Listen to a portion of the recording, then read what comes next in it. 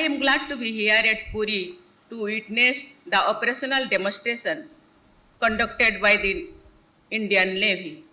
Let me begin by offering my greetings to you and all personnel of the Indian Navy on the occasion of Navy Day.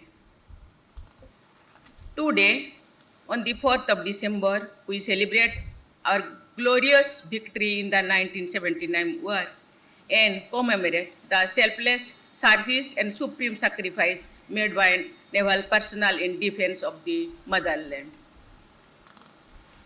I would also like to recall the sacrifice and courage of Captain Mahendranath Mula, a brave naval officer who demonstrated exceptional valor and leadership during the 1971 Indo-Pak War.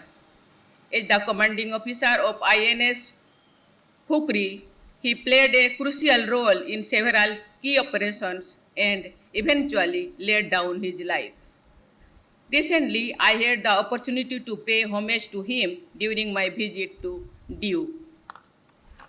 India is grateful to you, and every Indian salutes you for serving the nation with honor and courage. As your Supreme Commander, I am proud of each one of you for your professionalism, passion, and patriotism, which was on display here moments ago. I must compliment you for a well-coordinated and well-conducted operational demonstration that has given a glimpse to our fellow citizens of how our Navy operates at sea. I consider myself fortunate to have interacted with you all closely over the last 2 years. On every such occasion, as is the case today, I have felt reassured of the security of our seas. Ladies and gentlemen, India's geography has endowed us with all elements necessary to be a great maritime nation. A long coastline, island territories, seafaring population, and developed maritime infrastructure encouraged India's maritime activities along the coast and across the oceans from more than 5,000 years ago. We were among the pioneers in the oceanic transport. Our shipbuilding prowess and ability to harness the monsoon wind patterns enabled us to dominate the seaborne trade. With a glorious maritime heritage and history to look back upon and a future full of promise to look forward to, India has always been a strong maritime nation, our fortunes, glory, and identity being defined by the seas.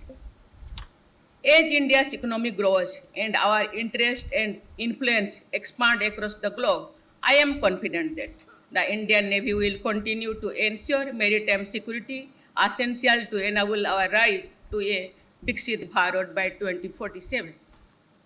I compliment the Navy for choosing the city of Puri as the venue for today's events.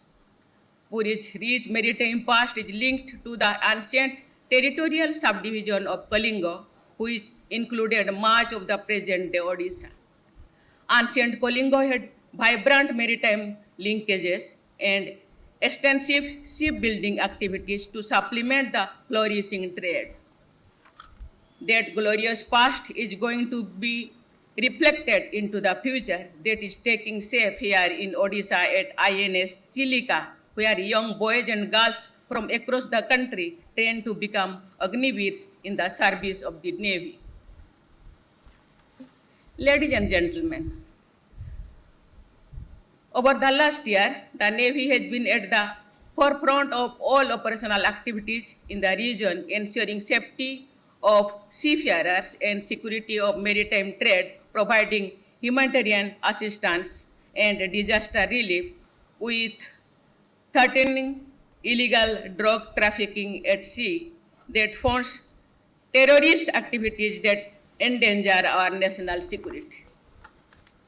The seamless integration of advanced technology, tactical acumen, and sheer courage on display today aptly showcase the evolution of our Navy into a combat-ready, future-ready, and credible force.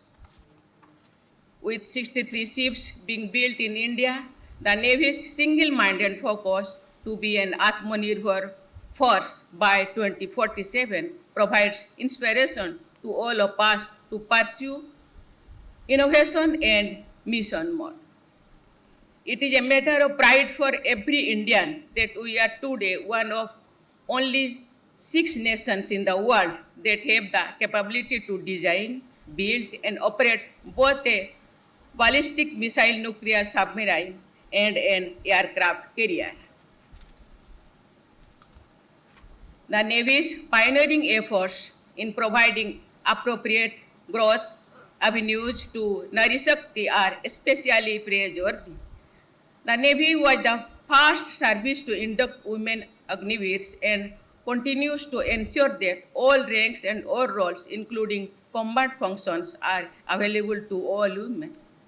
In fact, 2 women naval officers, Lieutenant Commander Dilnake and Lieutenant Commander Rupa, provide the best example of this new paradigm as they circumnavigate the globe in INS V Tarini as part of the Navika Sagar Parikrama 2.